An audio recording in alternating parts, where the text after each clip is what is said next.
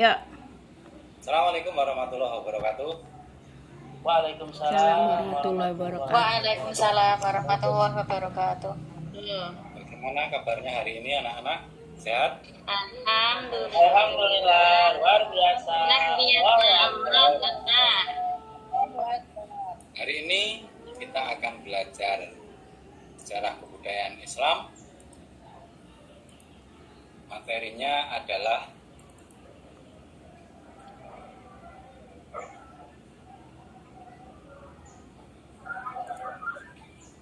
dakwah Nabi Muhammad periode Mekah. Kelihatan, anak-anak? Kelihatan, Pak. Sebelum kita mulai pelajaran, mari kita awali pelajaran kita hari ini dengan bacaan basmalah bersama-sama. Bismillahirrahmanirrahim. Baik. Untuk selanjutnya Bapak akan mengabsen. Hari ini ada yang tidak masuk? Masuk semua? Masuk semua. Masuk. Pak Heri tadi katanya izin keluar, sudah masuk? Keluar masuk. Ya, dia Keluar masuk. Oh, Ya. Pak, dia Pak Heri izin, Pak. Oh izin, ya nggak Izin, apa-apa.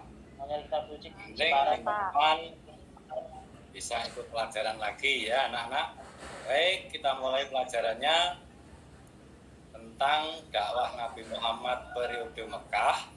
Peta konsepnya adalah pertama pola dakwah Nabi periode Mekah, yang kedua penindasan orang kafir Quraisy terhadap Nabi Muhammad dan para sahabat, yang ketiga meneladani perjuangan Nabi dan para sahabat dalam menghadapi masyarakat Mekah, yang keempat mengambil ibrah dari misi Nabi Muhammad sebagai rahmat bagi alam semesta, membawa kedamaian dan kemajuan masyarakat, dan yang terakhir adalah hakikat misi dakwah Nabi Muhammad Shallallahu Alaihi Wasallam.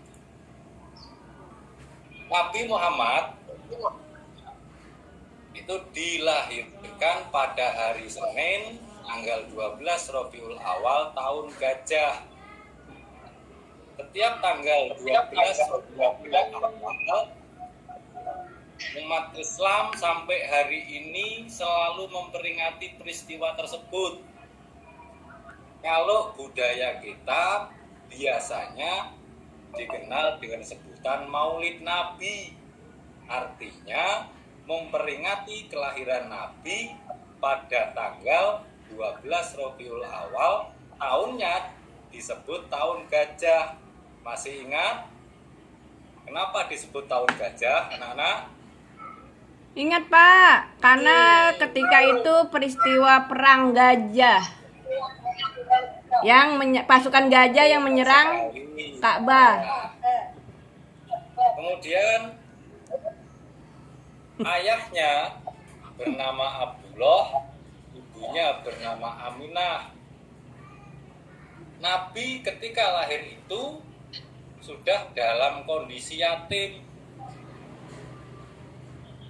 Tradisi bangsa Arab setelah memiliki seorang anak itu biasanya akan dititipkan kepada ibu susu untuk mempelajari bahasa Arab biar lebih fasih. Nah, ibu susu yang dititipi oleh Siti Aminah tersebut adalah Siti Halimah. Dan kehidupan Siti Halimah setelah mengasuh Nabi itu kehidupannya semakin baik. Ketika dalam pengasuhan Siti Halimah itu Nabi pernah dibedah dadanya untuk dibersihkan hatinya. Karena peristiwa itu Siti Halimah dan suaminya takut sehingga akan mengembalikan Nabi yang masih dalam asuhannya kepada ibunya, tetapi kemudian tidak jadi. Sampai ketika usia beliau 6 tahun barulah Nabi Muhammad itu dikembalikan kepada ibunya. Kemudian setelah beliau diajak untuk berziarah ke makam ayahnya, dari ziarah tersebut meninggal dunia, Nabi Muhammad kemudian diasuh oleh pamannya. Pada saat berusia 12 tahun, Nabi sudah diajak untuk berniaga atau berdagang ke negeri Syam, negeri yang sangat jauh. Bisa kita bayangkan betapa susahnya. Dalam perjalanan tersebut, beliau bertemu dengan seorang pendeta Nasrani yang bernama Buhaira. Pendeta ini mengetahui akan adanya tanda-tanda kenabian terhadap diri Nabi, terhadap diri Muhammad, sehingga meminta kepada Abu Thalib untuk menjaga Nabi Muhammad itu dengan baik karena takut akan dibunuh oleh orang-orang Nasrani. Nah, dalam setiap melakukan perniagaan, Nabi ini selalu menggunakan prinsip jujur, tidak mau mengurangi timbangan, sehingga dalam setiap perniagaan yang dilakukan oleh Nabi Muhammad ini selalu memberikan keuntungan yang besar. Hal itulah yang kemudian menarik perhatian seorang saudagar kaya yang kebetulan perempuan bernama Siti Khadijah untuk menitipkan barang dagangannya. Dia mengutus ajudannya yang bernama Siti Maisarah untuk menitipkan barang dagangannya agar diperjualbelikan oleh Nabi Muhammad. Setelah menitipkan itu, beliau mendapatkan keuntungan yang besar. Dari cerita Maisarah, akhirnya Siti Khadijah ini tertarik. Kemarin Mbak Yayah mengatakan terpesona oleh kepribadian Muhammad, sehingga terjadilah pernikahan antara Muhammad dengan Siti Khadijah. Ketika itu Nabi Muhammad berusia 25 tahun, sementara Siti Khadijah berusia 40 tahun. Menjelang usia Nabi 40 tahun, beliau sering berkholwat di Gua Hira atau menyendiri, menenangkan diri, memikirkan kondisi bangsa Arab. Sampai setelah 6 bulan berkholwat, beliau kemudian menerima wahyu yang pertama, yakni surat Al-Alaq ayat 1-5. Bisa membaca surat Al-Alaq ayat 1-5? Mas Mansur hafal? Surat Al-Alaq ayat 1-5. Hafal? Iqra bismi rabbikal ladzi khalaq. Sampai akhir. Insan Iqra Arab bukan Iqra. Nah, hafal semua ya? Hafal Pak. Yep. Setelah menerima wahyu surat Al-Alaq ayat 1-5 tersebut, beliau pulang dalam kondisi yang takut, sehingga minta kepada istri beliau untuk diselimuti. Sehingga turunlah wahyu yang kedua, yakni surat Al-Mudassir ayat 1-7. Al-Mudassir itu artinya orang yang berselimut. Kenapa? Karena Nabi ketika menerima wahyu yang pertama ketakutan. Beliau minta kepada istrinya, wahai istriku, selimutilah aku, untuk meringankan ketakutannya. Setelah menerima wahyu yang kedua ini, beliau mendapat perintah untuk berdakwah. Nah, pola dakwah Nabi itu ada dua. Yang pertama, dakwah secara rahasia atau sembunyi-sembunyi. Yang kedua adalah dakwah secara jahir atau terang-terangan.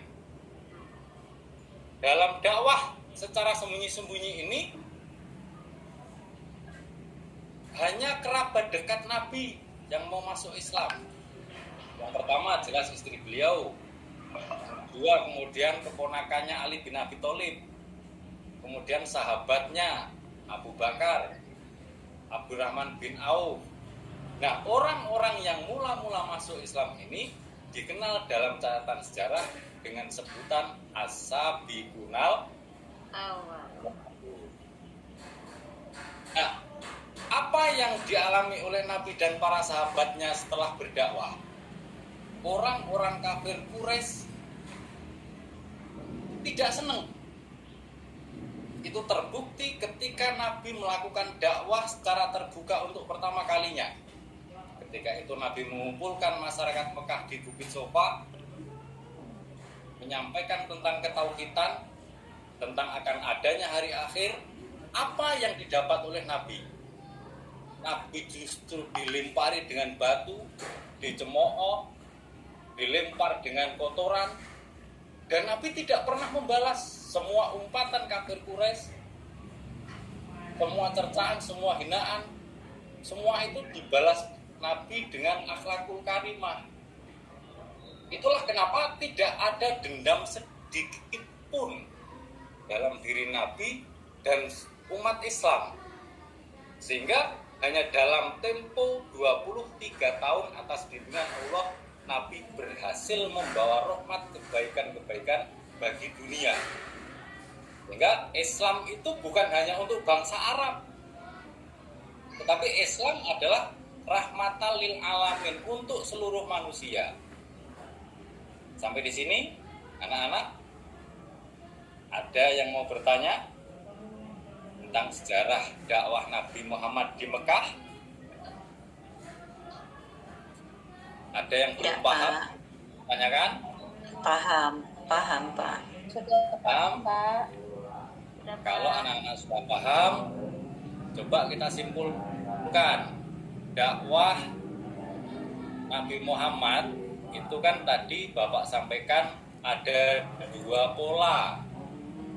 Coba pola dakwah Nabi tadi itu apa saja? Secara terang-terangan dan secara sembunyi-sembunyi. Kemudian Nabi Muhammad lahir pada tanggal berapa? 12 Rabiul Awal, 12 Rabiul Awal. tahun gajah. Baik, anak. Saya kira kalian sudah memahami materi kita hari ini. Mari kita tutup pelajaran hari ini dengan bacaan hamdalah bersama-sama.